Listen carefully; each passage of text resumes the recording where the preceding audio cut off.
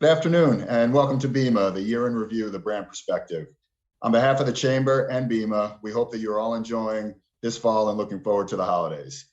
BIMA, which is the Boston Interactive Media Association, is New England's largest digital media-focused community, comprised of over 3,000 digital media buyers, planners, and publishers with business interests within the New England marketplace. Today, our panel of experts is from Life is Good, Reebok, and Media Hub, and they'll be reflecting on all the digital media trends, tactics, and strategies of 2021. What worked, what missed the mark, what companies inspire them or really crushed it this year, and also a look into 2022 as we get prepared for that as well. So I want to note that this webinar is also being recorded and will also be shared on the Chamber's YouTube channel. Please make sure you submit your questions throughout the event using the Q&A feature or by emailing questions to the Chamber programs at thebostonchamber.com. I would now like to welcome all of our speakers for today. Moderating today's panel is Yvonne Kane, who's an SVP Group Media Director at Media Hub.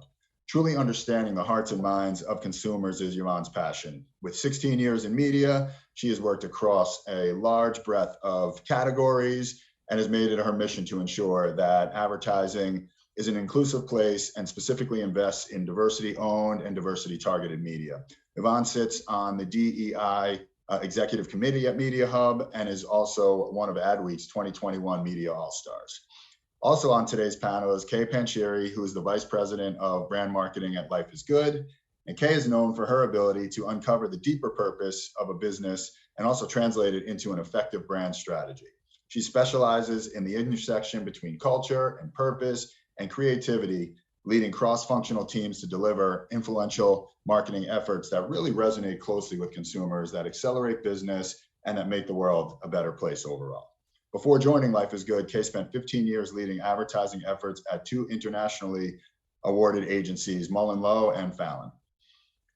She also has collaborated with business and marketing leaders from brands including Google, Yahoo, Royal Caribbean, Zappos.com, Cadillac, and many more to help establish brand visions, communicate purpose, and also deploy game-changing creative to drive business growth. And our third speaker is Inga Stenta, who is the head of US marketing for Reebok, where she leads the go-to-market strategy and integrated planning for Reebok's largest market. She has very deep understanding of human motivations and the need and the need states. She recognizes the critical importance of delivering the end-to-end, highly engaging customer journey to not only drive sales, but also retain loyalty of those consumers. And prior to joining this position, Inga was the Senior Director of Brand Marketing, where she led the global strategy and integrated planning for Reebok's brand advertising, all of social media, public relations, media planning, visual merchandising, internal production, and retail communications, really driving cohesive brand communications across all platforms to tell impactful stories that connect with today's diverse consumer. I will now pass it over to Yvonne to begin the program. And probably before I do that, I should have probably said that my name is Rob DeSalvo and I'm the Chief Revenue Officer at Undertone, also on the board of directors at the Chamber and the chairman of the board on BIMA. So thank you guys for joining today, and I hope you guys have a great time listening to this amazing content. Yvonne? Thanks so much for the warm welcome and introduction, Rob. I am very excited to chat with Kay and Inga today and dig into what they've learned in 2021 and also what they're forecasting for the next year. Kay, it is amazing to see you as always. Kay and I used to cross paths when she was at MullenLowe. And Inga, I'm really looking forward to chatting with you more about Reebok today. So let's jump right in.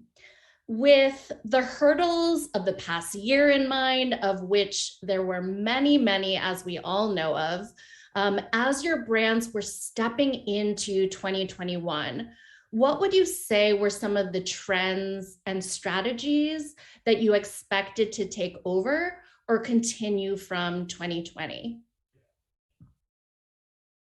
And we can start with either Kay or Inga. We'll just kind of pop over either way. Well, I'm happy to jump right in. I think one of the kind of macro impacts of this whole pandemic that we all have experienced and that our consumers have experienced, apologies for the puppy barking, is that it really has kind of forced us to look inward and identify what's really important to us as individuals, and then in your life and in work and in what you buy every day. Like, all of those questions are asked day in and day out. And I would say that, that has kind of picked up more and more momentum through 21. And I see that only increasing more as we go into 22. And that's had then kind of a direct impact on what we as brands, how we react to that, how we position ourselves, and then how how consumers expect to interact with brands. So to me, that's kind of like the biggest overarching trend that I've seen that I expect will continue as we go into 22. I love that. And I think it's exactly what we've seen as well. It was like a doubling down on what makes our brand unique. Our mission is to spread the power of optimism. And what we found when COVID hit was that, at the surface level, it might be really difficult to have an optimistic attitude in such trying times, but people were kind of yearning for that little silver lining. And so we were able to make sure that we were dialing up the offering as it related to serving that need with people. And it drove a lot of our success over the last couple of years. Yeah, I would agree with that point, Kay, that for a while, everybody was just like this doom and gloom and like, are we going to get through this? And are we going to survive? And now it's really shifted to, yeah, we're for sure going to survive, but it's a totally different world that we live in. And they're yearning to your point, like yearning for that optimism and positivity and silver linings more than ever. And that's why, back to my original point, it's like identifying what's really important to you as an individual is what's going to kind of force a lot of choices moving forward, I would say, or determine or dictate a lot of choices moving forward. I love all of this. And I think that what you're saying, kind of looking inward, but then also making sure that you're authentic with what you're putting out there and what you care about, is so much more important within these COVID times as we're kind of like figuring out how to navigate through this. Would you say that there are any big changes that occurred in order to connect more with consumers? Would you say that kind of like, Kay, as you were saying, like leaning more into optimism or highlighting that more, was that even more important through COVID? Yeah, I think so. And I think to your point, it's about the authenticity. Like if you take a always on rose colored glasses approach, it lacks believability and credibility, and it's not really genuine. But from our Life is Good brand perspective, it's about like giving people the tools and helping them see that if you focus on the good, more good will come from that. And it's not to ignore necessarily what's bad going on, but kind of training those tools.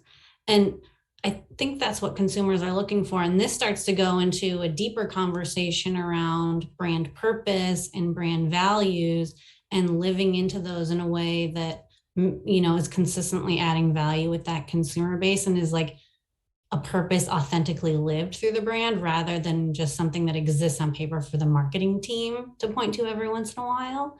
I think a big change over the last 2 years, probably starting with a lot of the societal things that were going on in 2020, is that consumers are more likely to call BS when it's performative marketing to try and check a values box rather than a deeply rooted change within your organization or positive societal impact. So I think that's one of the other big things that I think is positively fueling a brand evolution around like genuinely living into doing good as opposed to just trying to rubber stamp what could be a trend of the time.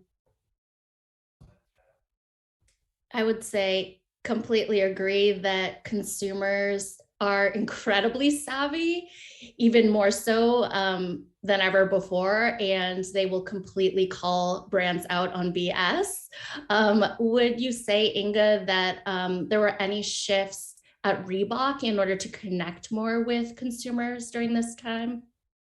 Yeah, yes, absolutely. I totally agree with that point, Yvonne, and with your point, Kay, that the being authentic to who you are is more critically important as a brand than it's ever been before. I mean, consumers they're definitely not looking to connect or buy into a brand that does not align to their own values. And so we at Reebok absolutely took a hard look at ourselves over the last 18 months, I would say, and really, pushed ourselves to look in the mirror and say, what do we want to stand for in consumers' eyes, and how do we want consumers to think of us? And not that it was like a wholesale repositioning, absolutely not, but it was a sharpening of our positioning, and really looking at kind of what has made us strong over the years. And so, as an example, we have relaunched our Human Rights Awards,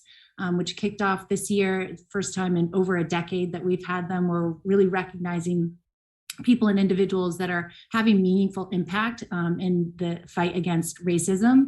And beyond that too, we have looked at, kind of what is it that we want to stand for? And this idea of really advocating not only for human movement, which obviously for forever we've stood for fitness and movement, but also human rights. And not just for some, but for all, and ensuring that there is an inclusive notion to it. So, our how we're now representing that is through this notion of life is not a spectator sport. Like, do not sit on the sidelines, lean in, and whether it is moving your body or for a cause or within the arts, whatever it might be, just don't sit on the sidelines, and make sure that you are really leaning into that. And I have to say that it's really worked hard for us this year, not only externally with consumers, but I would also say internally. I mean, more than ever, this macro trend that I talked about in terms of what's important to you has also been forced companies to look at, like, what's important to us as a company, what's the culture that we want to create and build and foster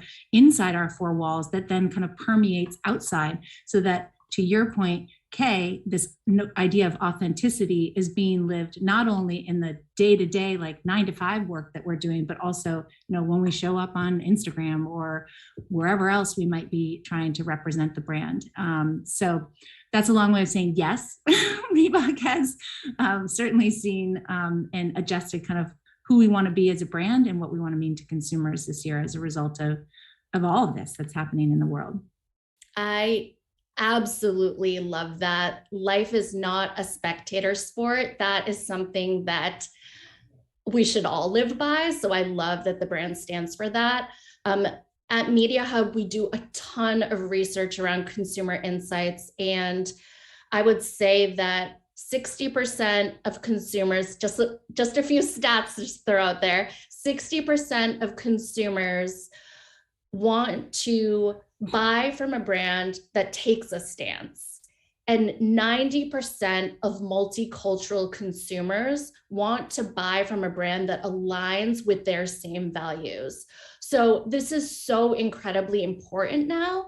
And I would say for brands that don't take a stance, that is also a stance that you're taking. So I love hearing this from both of your brands, that you're both kind of leaning into this.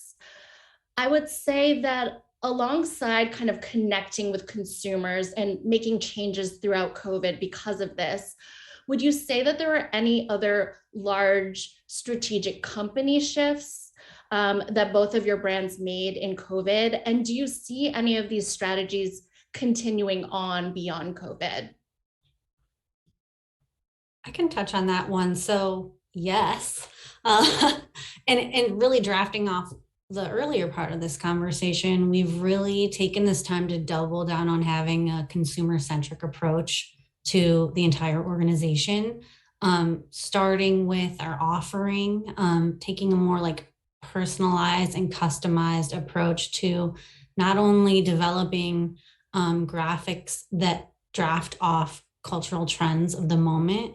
We were able to tighten up our production process. So moving from months from development to launch for a graphic or a piece of apparel to days. Right now we're at 48 hours.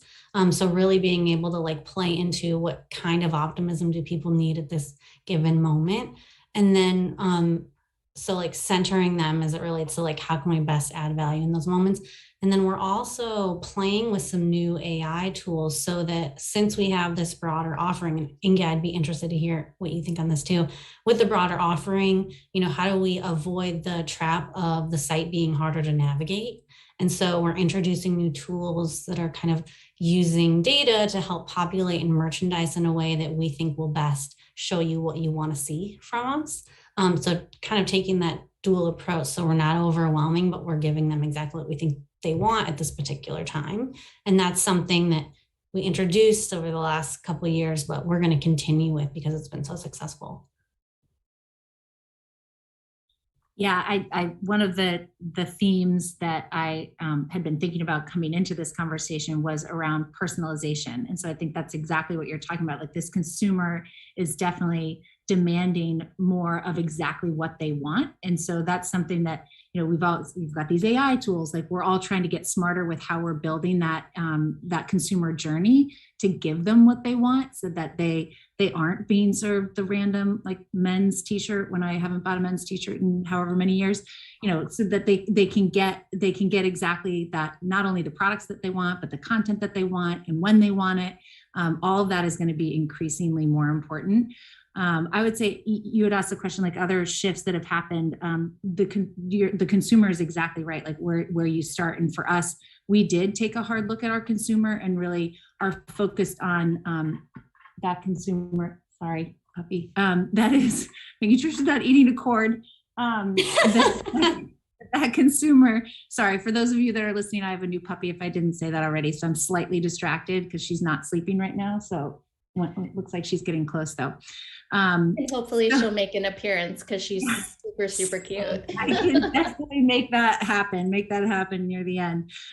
So we have shifted in our focus more on what we call the Reebok friendly consumer. So somebody who is already kind of in our set, as opposed to casting like a much wider and broader net. Like it's much more efficient and effective for us to look for those hand raisers that are already out there. And so how you do that is through kind of understanding what they're interacting with, whether it's out in the digital world or on your own site or whatever it might be. So that's definitely your point about putting the consumer first is in center to all that we do is a huge part of our strategy, and will be more and more important as we move forward. This is awesome. I'm wrapping up the questions on 2021 before we jump into 2022. What would you say is the biggest takeaway from this past year that you're going to take and apply to the year moving forward? I can start. I mean, I think we've already talked about this a little bit, but really understanding your brand and your purpose and what you want to mean to consumers is going to be really important, and continuing to carry that flag.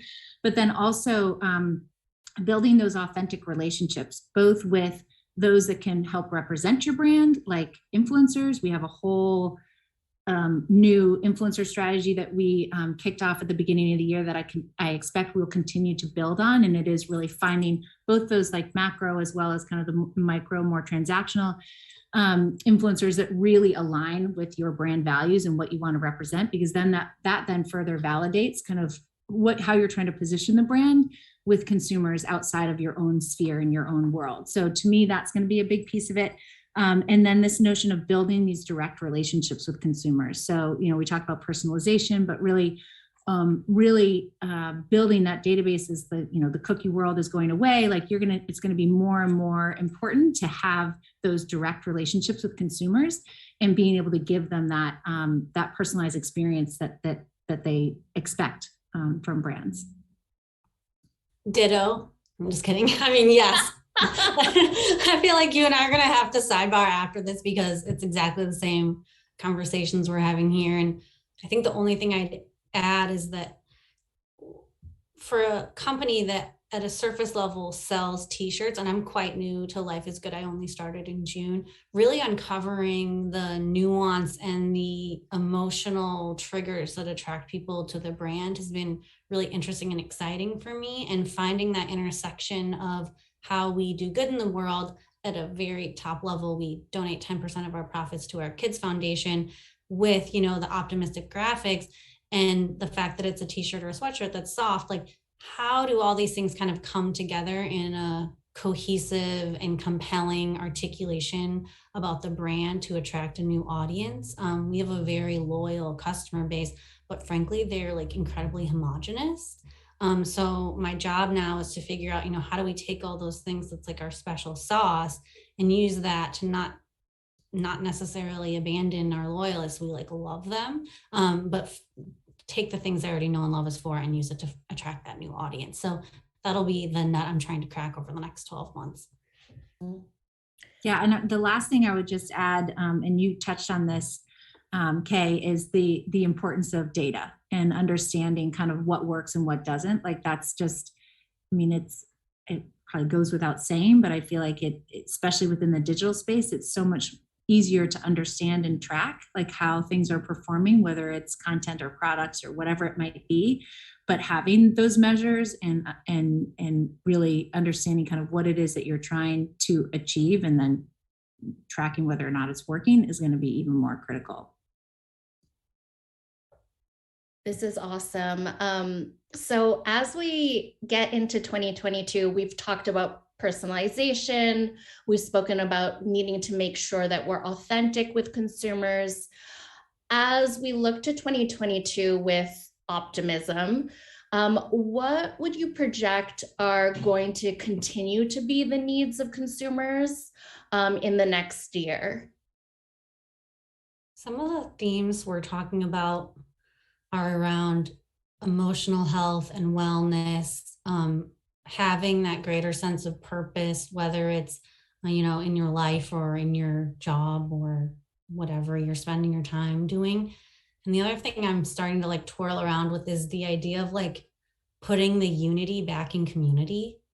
Because I feel like in like social media in particular has allowed us to create all these like individual nuanced communities, and it's yielded this like us versus them mentality, which really kind of like defies logic essentially. So how do we like find more points of commonality and use that as a brand to act as a beacon to get people to work together to drive progress, rather than like showcasing differences or kind of finding an enemy? I think that'll be a nice way to add value next year that I don't think as a society we've really figured out how to navigate. I think that is spot on. And it just reminds me of this story that a friend told me the other day. She was flying for the first time in a long time with her whole family, and she's got young kids, so they just haven't, they weren't vaxxed. They can't, it's not as easy to fly or you just don't feel as comfortable. So she's on the plane and she's like, I could not believe how there were certain individuals, how they were treating the flight attendants. Like, it was just unbearable how rude and just disrespectful they were to these poor flight attendants. And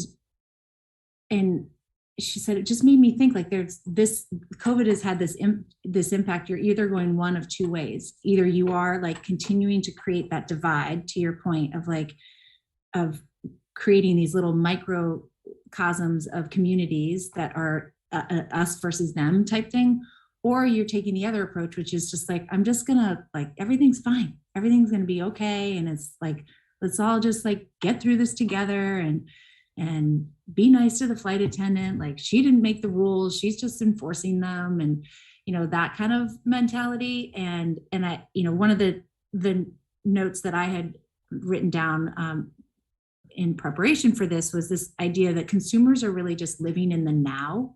Mm-hmm. And they are, one of the things that we've seen at Reebok certainly is, yes, everything starts with digital. We're trying to amplify with earn, but we're also trying to really create meaningful in-person experiences where we can, because I think consumers are really yearning for those, seeing people again, like, and being together again, and having those, like I said, living in the now, in the this moment. So I think we're going to see more and more of that. And to your point, Kay, of like really understanding kind of what's, living that purposeful life. Like, what does that mean to live in the now for me? And I think what it is going to mean for a lot of us as brands is that consumers are realizing they don't need as much. They don't need to be consuming as much. And so that will have an impact in those brands that can recognize that and really give them what they need, versus just all of this, like, and maybe it's just the season because it's consumerism, but like, as opposed to all this stuff that maybe you don't need. I think those are the ones that are really going to rise to the top. I love that. I think Patagonia does that really well. Their mission is around protecting the environment. They obviously then like position their product in a way that it should last forever. And if it doesn't, you're welcome to get it fixed by them or trade it in for something else. It kind of goes back to the other thing we were talking about like authentically then bringing that to life across your business. I totally agree with the point you made. And I think it'll be interesting for retailers to, like us, to figure out how to strike the right balance between consumption and doing good. Mm-hmm. I think that both of you could not be more spot on. I think that mental health, us having lived through this for 2 years now, 2+ years, we're all kind of, mental health is at the forefront of everyone's thoughts. I would also say that helping the community and giving back to the community is also something that I think has been really important and really rising to the forefront in the past couple of years as well. And I think that consumers, especially Gen Z and millennials, are raising their hands even more to saying, I care about my community. How can we help out? And I think that brands in the next year, as they give value back to consumers, that is something that definitely that all brands should be thinking about, that how can we contribute to the world in a really tough time. You know what I would add to that too? I think we're not doing our job if we don't think about our employees as our consumers. Yes. And the balance that like work-life balance is a fallacy. We're all sitting at home right now. Inga's adorable dog is right there. Like there's a blending of priorities and an acceptance of transparency as it relates to that I think is really nice. Probably wouldn't have happened so quickly if it weren't for COVID. So I feel like that's how we're going to need to deliver emotionally in the upcoming year, as well as just being more cognizant and supportive with how that mix happens for individuals as they show up for work as well. Yeah, I totally agree with that. In fact, as personalization is one of the themes for our consumers, it's absolutely one of the themes as a corporate culture too, like needing to really adapt and adjust to this hybrid workplace. There's some people that are going to want to be in the office 5 days a week and others that really can't and can only be in 2 or 3 days a week. And so what's the setup that you have to really adjust for that, right? And ensure that everybody's needs are being met, because I think employees are going to demand that as much as consumers are demanding it. So true. I think that, obviously we all know about the great resignation that's happening right now and really touching every single sector. I know that all the agencies are feeling it very hard. I think that with that in mind, what would you say what are your brands doing to bring together employees and keep them engaged and energized in a really tough time where there are so many resignations happening? Yeah, I would say on the Reebok side, we're in an additionally unique circumstance in that we're in the process of being sold. So we're having to navigate through that too, with new ownership coming in. So it's I would say more atypical than I would even more normal. But I think, it comes back to transparency, honesty, ensuring that everybody understands that their value as part of the company. I mean, we can't do what we do without our people. Like it's so important to help them understand like what that this business runs because of them.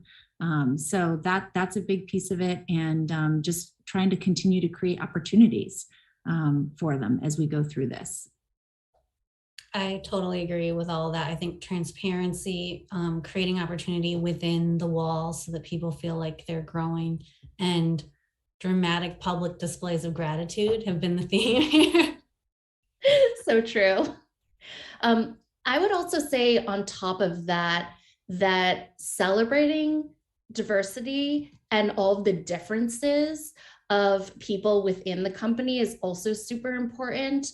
Uplifting all of the differences, because the different POVs and the different perspectives that you have within your company are essential, and making sure that all employees know that you want to hear from all walks of life, and that's what makes your company grow and really change for the better. Because if we're stagnant, then we're not going to continue to grow, and your business isn't going to continue to do well. So I think that those are definitely things. I love that we're saying that we need to make sure that the employees are at the center, and that also will help the continued growth of your company. I would say that definitely resiliency was a prevalent theme, is a prevalent theme last year and this year. What would you say would be a recommendation for brands, agencies, and consumers to continue to maintain focus in order to have a successful next year? That's a really good question. I think it goes back to really having clarity in what makes you unique as a brand and an offering, and how that intersects with what people are looking for, and just staying the course. I think with a lot of brands, there's probably, 10 amazing things you could say about yourselves. And how do you choose? And if you kind of use research to guide you, or test and learn to guide you, and then stick with the one. I talk a lot about Geico saves you 15%. It's very rational RTB, but you will never forget it. And because they've picked the one, and they spend, $150 million a year, but because they've picked the one, they can then very creatively communicate that over time, and remind you of it over time, and stay top of mind for when that moment to look for new insurance comes. So I would say pick your thing, make sure that it's relevant to your growth audience, and then just ride that wave. Yeah, I think that's right. And I would say that we need to move beyond resiliency too, because I think the consumer is like, they're ready to turn the page on kind of all the hardship that's happened. And so think of ways that your brand can lean into that and be that voice of optimism, or, really helping them, whatever, connecting with them in a way that has moved beyond this, like, we're going to get through it type mentality. And that, I guess that's another way of saying too, just constantly keeping your finger on the pulse of consumer attitudes and behaviors. Because if one thing COVID has taught us, or the last couple of years, is that things change fast and change quickly. And so being able to have yourself set up to adapt for that is going to be critical. I love that. I think consumers have moved beyond resiliency. So I like us kind of moving forward and figuring out the next path. Since consumers will most likely be working from home for the next foreseeable future, how would you say also we as brands can work to make sure we're personalized, targeting them, but not overloading them and not overwhelming them as well in the next year? I think it really comes down to adding value. For a really long time, we've been talking about not wasting people's time, or, making good use of the now 15 or 6 seconds we have with them. But if you're seen as being additive, I think people will welcome you into their lives a little bit more. Inga touched on this earlier. First party data is going to be the ruler of all going forward. And we're also starting to play with direct mail a little bit more. We've had a pretty strong DM strategy as it relates to driving frequency with current customers, but we're also now starting to explore it for acquisition. And I've actually started to get more acquisition direct mail pieces from brands I've never heard of. So I think that's another interesting way where you're not necessarily interrupting a moment or, you know, getting in front of them and watching some video that they were excited to watch with the brand that they don't know, but they can kind of choose to come to you when the time is right. So that's another thing I think we could be thinking about too. Yeah, I think that's right. And I think another way of viewing that is, you know, we all say content is king, but and it really, or queen, I like to say. And it is, but like it doesn't need to be the way we've always traditionally thought about it. And so to your point, Kay, like it could be in the form of a direct mail piece, and it doesn't need to be slick or fancy, and it can be produced on an iPhone. And as long as it is connecting with the consumer at the right moment and in the right way, like it can take whatever shape or form. You know, one thing one of the questions was like, what are you surprised by? I've been very surprised by some of the rise in voice and like how important voice is now, which I think is, you know, in podcasts we've seen exploding, like that's an area where I think we're going to see some really interesting content or ways of connecting with consumers that maybe we haven't seen before. Which will be really fun to watch. Love all of this. I think, so before we get into the Q&A portion and answer some of the questions from the attendees today, what would you say is the one piece of advice you have for businesses in the next year? Stay nimble and flexible. Mm-hmm. You got to build your teams that way, build your media plans that way, your strategies that way, activation plans that way. I mean, we've been hit hard by the whole production supply chain challenges. And I mean, if one thing it's taught us is you got to be able to be on your toes and be flexible. So I'd say that's super important. I love that. And I think if you've identified a clear brand purpose, it will be the guiding light on what to do in those moments. So as you're kind of flexible and navigating your way through, which way to turn can be informed by what your overarching mission is in a way that's not necessarily purely driven by profits. It's a nice touchstone. Beautiful last points. Love the doing good while also making profits. I think that that's something that's really important to consumers and also should be important to us. We have a bunch of questions coming in. The first question is, how can newer or smaller brands showcase their authenticity without seeming fake to consumers or using too much of their budget? I think one easy way is to utilize people who are already advocates. I think a lot of data shows that the most compelling advertising is not from a brand. So if you already have people who love you, or if you need to seed that through an influencer strategy, do that and then let them be the megaphone for your brand. Absolutely love that.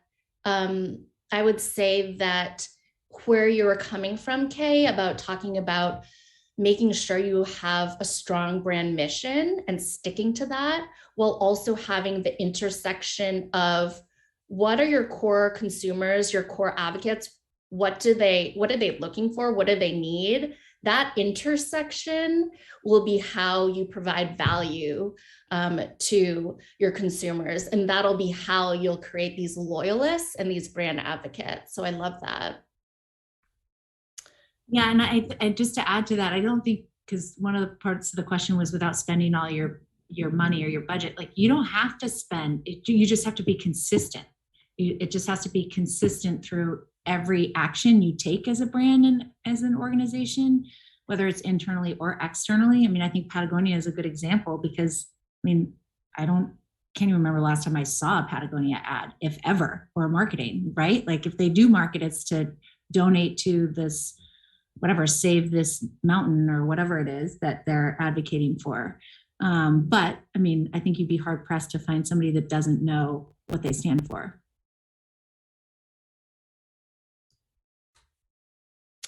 The next question is, how can a brand create content that resonates with their audience that their audience will connect to?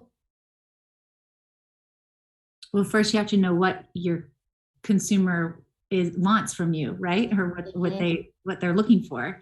That's the starting point, and then you have to develop the work or the piece that will connect with them. But it's understanding and knowing your consumer. Mm-hmm. And I think there's like this interesting opportunity that TikTok has reignited, maybe started by Vine or by Periscope, where brands are really, really transparently engaging with consumers. And oftentimes it's one human being, acting as the voice of the brand and playing into cultural moments. I think consumers are really rewarding that. So I would think about that too, like maybe a simple, conversation with the camera on what makes your brand or your company special is exactly what you need, because you're kind of peeling back the veneer and the thing that makes something less believable. I think Spindrift and Duolingo are good ones to check out if you don't have TikTok. And if you don't have TikTok, it's a great excuse to say you're looking at it for work purposes. So feel and then free get to use addicted that. to it. You're not too old. You're using it for work. Love that. I would also say that, based on something that Inga said previously, tapping into the current and real-time trends that are happening with consumers and kind of wanting to be in person, wanting to go to events, wanting to do things that is off the camera. I think that it could be content that's on the screen, but it also could be content that's in person. So just navigating the space of understanding what your consumers want at this current moment is also incredibly important. Another question is, can older brands pivot to market towards new conscious-minded consumers like Gen Zs? Yeah, without question. Yeah, you have to.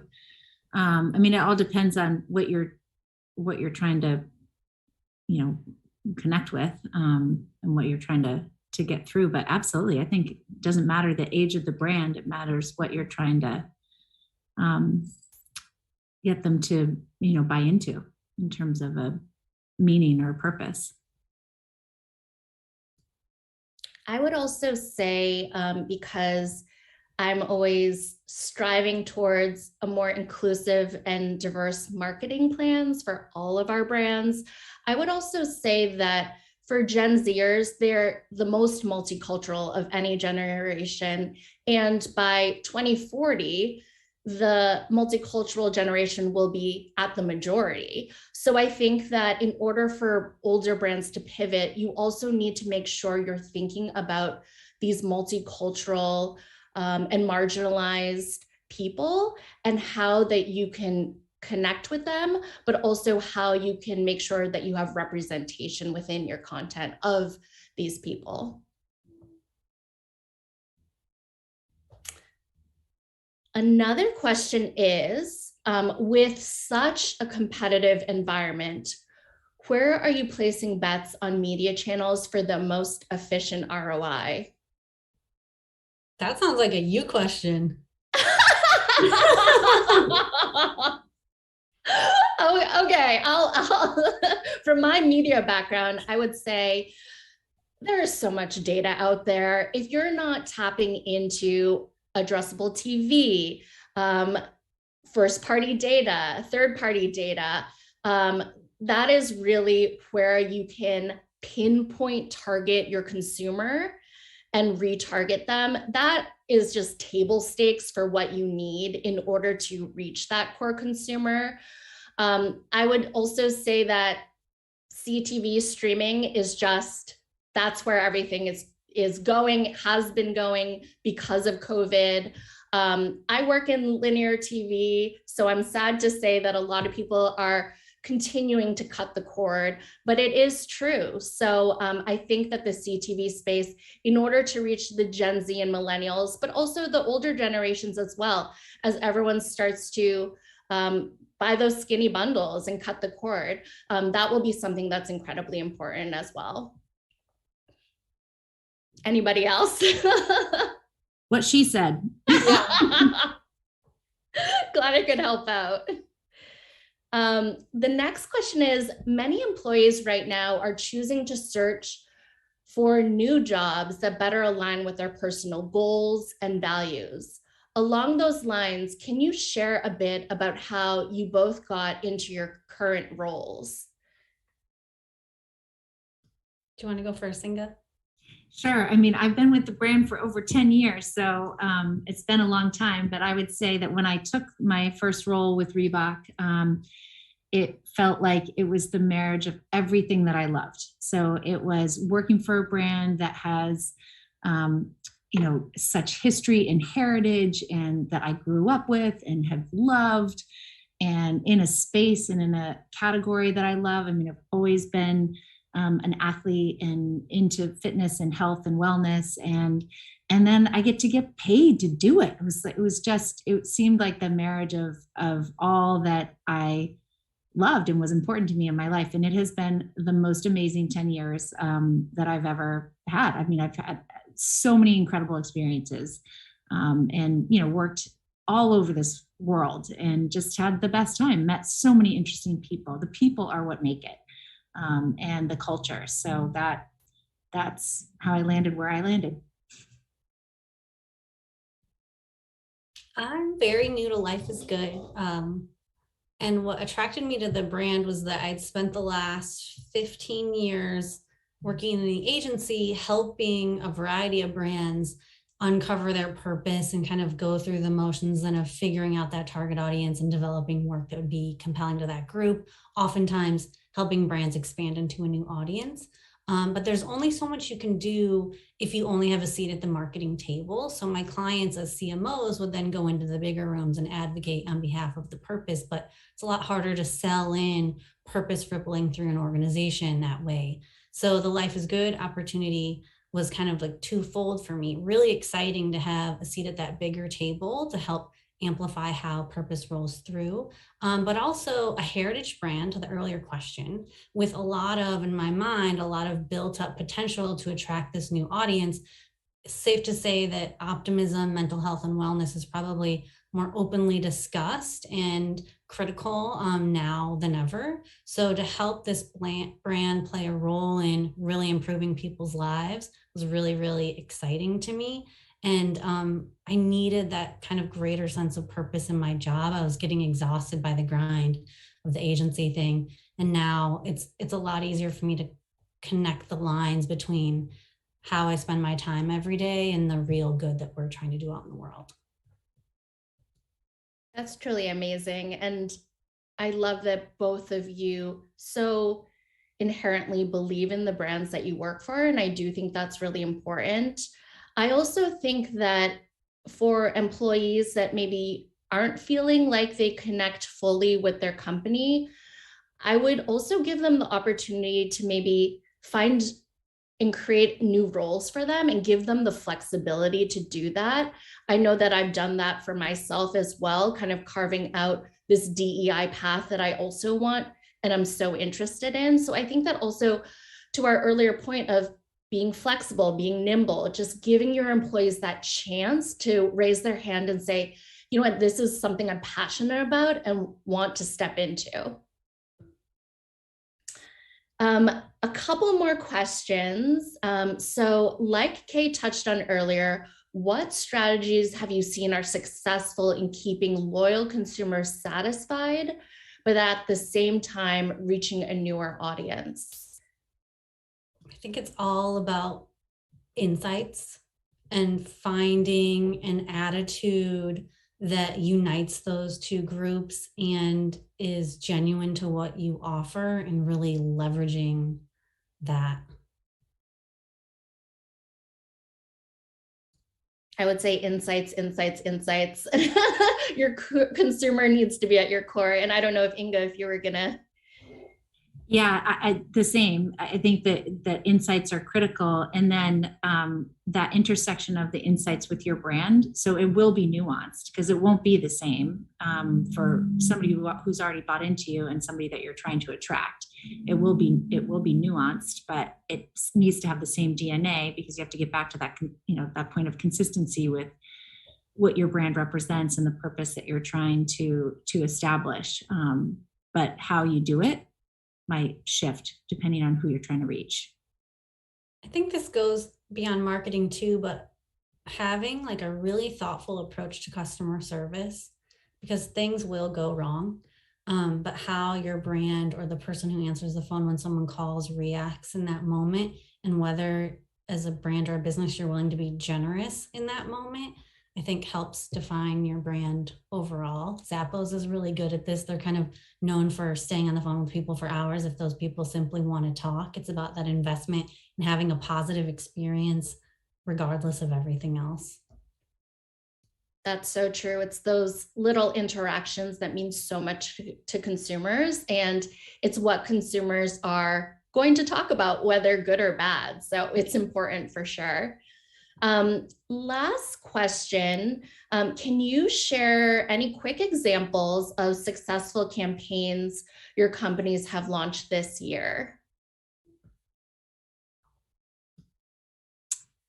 I can speak to a basketball initiative that we've done called Courting Greatness.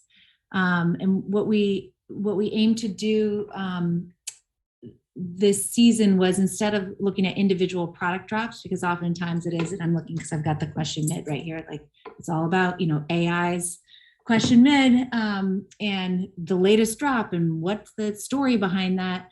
But instead, this season we decided to go with kind of a more macro idea of really kind of helping and serving those disadvantaged communities. So one of the first chapters was around this AR tool that you could download on your phone and basically create a basketball court in any sort of neighborhood environment. So you could use this tool to create the court.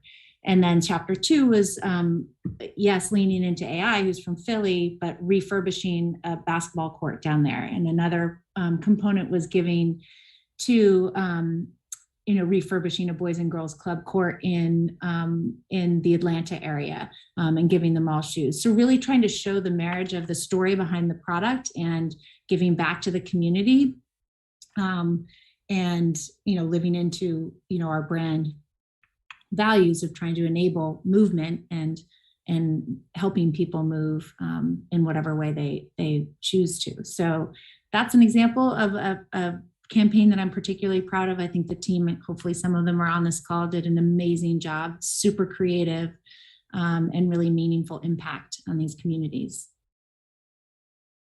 I love the work Reebok has done. That's so beautiful. It's such a nice duality too between storytelling and putting it into practice.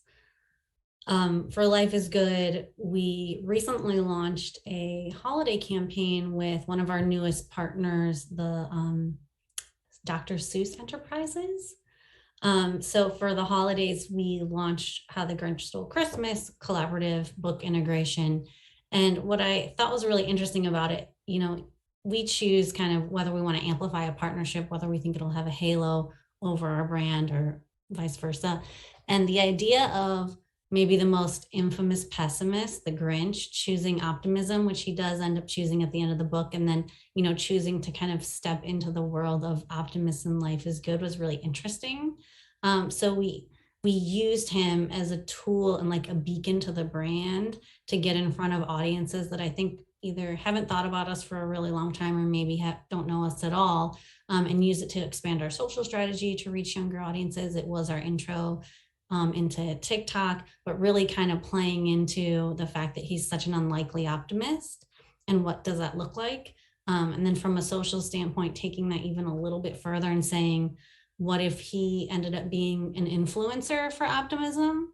And so we had him manifest in a way that was very like TikTok influencer cliche to show off some of the offerings. So getting really playful and trying to almost like Trojan horse these messages of optimism into something that's culturally relevant for the time. So I'm excited about that work. So fun. I love that. That is amazing. I think both of your examples so beautifully highlight taking your mission at the core, what you care about, and delivering on that with the partnerships and with giving back to the community. So I think full circle, these initiatives really not only stand out to consumers, but are also kind of giving back in a fun way, and a meaningful way. So thank you so much for all that you've done. Thanks, Yvonne. This has been really fun. Yeah, I will pass it back over to Rob to close us out. Great. Thanks so much, guys. That was awesome. Really good info. So I want to thank Yvonne for moderating, Inga and Kay for all of your amazing insights and your expertise on the marketing trends that took you through this year, and also a glimpse into next year. So really appreciate the time. I'd also like to give a special thank you to our sponsors today, which were In Market, Adherent, Effect TV, and Hybrid Theory. Also would like to highlight the upcoming virtual programming coming up at the Chamber. On December 16th, the Chamber will be hosting the Women's Network Impactful Women Leading the Finance and Banking Industry event. So please join us for that conversation with a panel of women executives in finance as they discuss the mark that women are making in the organizations around a number of different things: innovative leadership, wealth management, social change, and gender diversity, and shifting gears over the past 2 years during this crazy shift, as well as some of the lessons that we've learned over the course of the last 18 to 24 months. They'll also examine their visions for 2022 and what trends they're seeing, as well as the advice that they would give other women in finance to continue their future growth and impact within their own organizations. You can register for this program and more by visiting bostonchamber.com. So thanks again for all of you joining us today. We really appreciate the time, and we hope you all have an amazing holiday season. Thanks so much.